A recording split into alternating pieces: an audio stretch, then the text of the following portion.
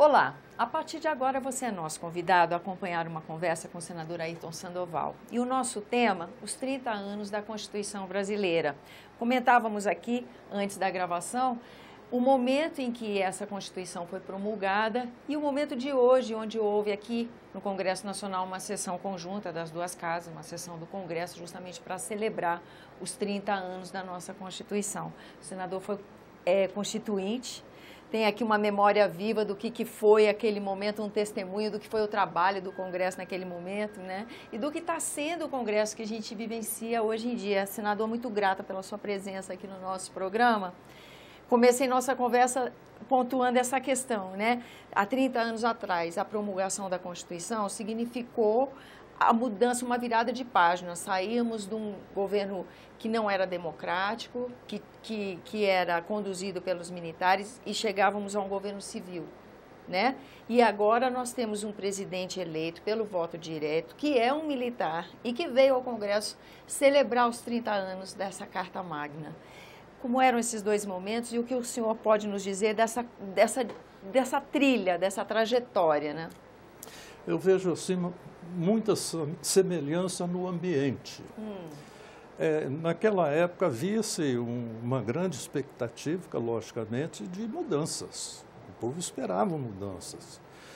Os partidos se posicionavam contra uma situação existente e clamavam por democracia, clamavam por novos tempos, clamavam por uma vida diferente, né, para a nação e para o povo brasileiro. O que eu via de diferente entre lá e hoje é que naquele instante a classe política tinha um grande respeito da população, muito. A gente muitas vezes nos comícios, nas palestras que fazíamos, nós tínhamos que dar autógrafos, como se fosse uma grande figura, né, ou política, ou social. E hoje nós não vemos isso, nós vemos uma situação diferente. Nós vemos políticos sendo agredidos nos aviões, sendo agredidos nos bares, mas o anseio da população é o mesmo. Um país diferente. É um país diferente, é um país onde haja progresso, onde haja justiça social, onde o povo seja ouvido como foi ouvido agora nas eleições. O Ulisses Guimarães, que foi o presidente da Constituinte, eu me lembro agora uma frase dele que eu considero muito importante. Ele uma vez disse que quando o homem público se afasta do povo, ele perde a noção da realidade. Eu acho que foi o que aconteceu nesses tempos próximos que nós vivemos aí. Acho que o político se afastou do povo. O político realmente há 30 anos atrás, ele era comemorado como o agente que trouxe de volta, resistiu a um regime pouco democrático e trouxe de volta a democracia para o país, né? E a convivência com o eleitor era diferente. A convivência com o eleitor era muito próxima. Mas agora, né, com rede social, não é mais próxima? Pode até ser próxima, mas não tem aquela coisa do olho no olho.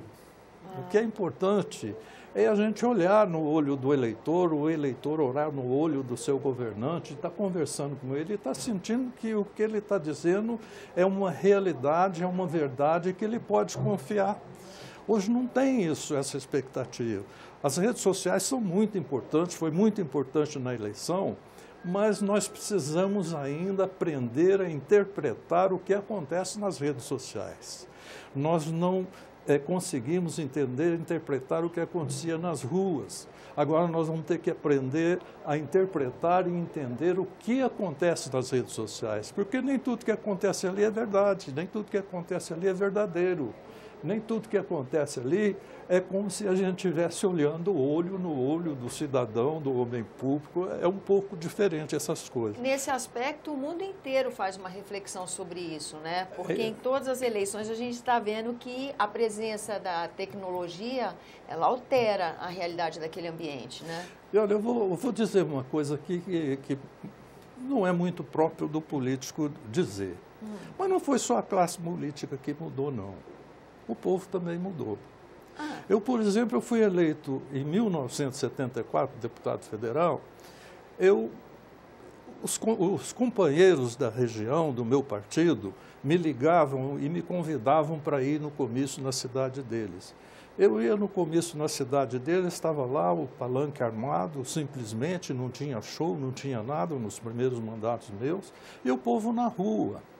Terminava o comício, depois dos autógrafos, evidentemente, os companheiros chegavam e eu queria, o que vocês precisam, como é que é o impresso, como é que é isso, como é que é aquilo, não precisa nada, deputado. Aqui nós vamos fazer a campanha do nosso jeito, né? E naquela época a legislação eleitoral não era tão exigente quanto é hoje, e realmente os companheiros faziam nossas campanhas. Hoje é diferente. Hoje o povo não vai nos comícios, não existe mais comício, né? O povo não acredita na classe política. Então, ele também é culpado, porque se tivesse participando, como participou agora, através das redes sociais, as coisas seriam diferentes nesse Brasil. O povo deixou as coisas correrem frouxa, não pode ser assim. O cidadão, o eleitor que vota acreditando, ele tem que acompanhar o seu voto, tem que acompanhar aquela pessoa em quem votou. Isso quer dizer que talvez um próximo passo no exercício da democracia no país seja o cidadão exercitar o controle social. É evidente que talvez sim. Esteja faltando entre uma ida à urna e a outra um lugar, uma maneira de ficar nesse cenário. E nesse ponto, o ambiente digital não ajuda? Ajuda. Isso é uma forma importante da população participar de tudo.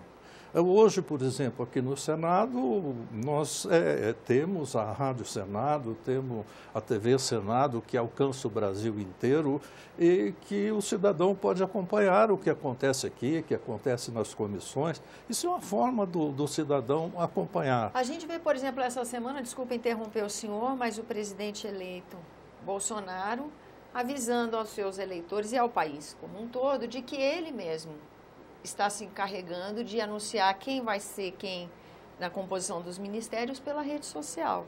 Quer dizer, também é uma mudança, né, senador? Também é uma mudança. Já é uma prestação de conta diferente do que a gente viu até aqui. Exatamente. Né? Ele está cumprindo aquilo que o levou a ganhar as eleições, né? Ele se serviu das redes sociais para se eleger e agora, de uma forma muito correta, está usando as redes sociais para fazer uma prestação de conta à população. Senador, o senhor comentava que há 30 anos atrás, a visão da sociedade em relação à classe política era uma, hoje é outra.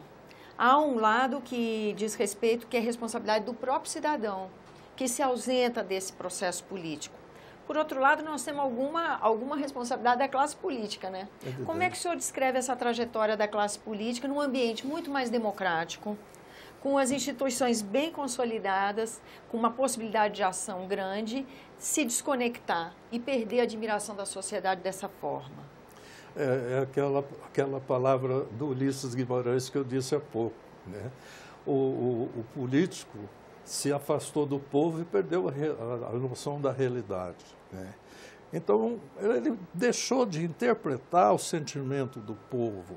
Muitas vezes até esquece aqueles compromissos que fez durante a campanha e na sua atuação aqui atua de forma completamente diferente daquilo que o cidadão esperava. Mas isso não podemos atribuir isso a um enfraquecimento do contorno, da definição dos partidos que atuam no ambiente político?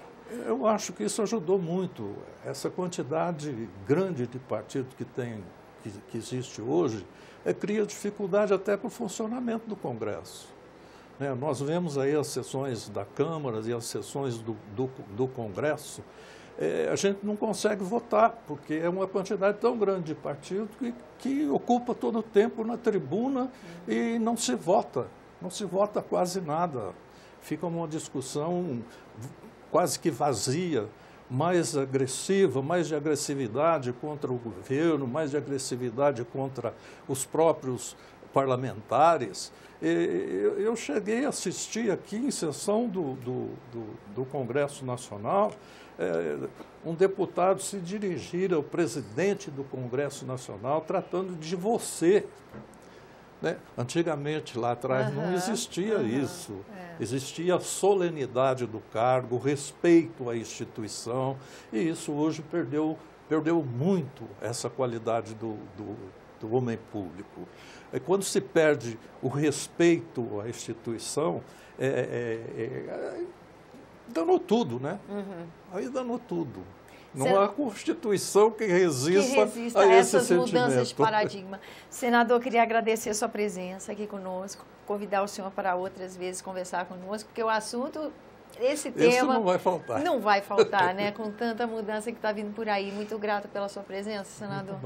Eu agradeço também a você que nos acompanha, lembrando que esse é o programa Argumentos, que você é nosso convidado a fazer sugestões e críticas ao trabalho da TV Senado, pelo 0800 61 2211, ligação gratuita. Eu lembro também que você pode rever esse, outros dos nossos programas por endereço eletrônico, senado.leg.br/tv. Até a próxima.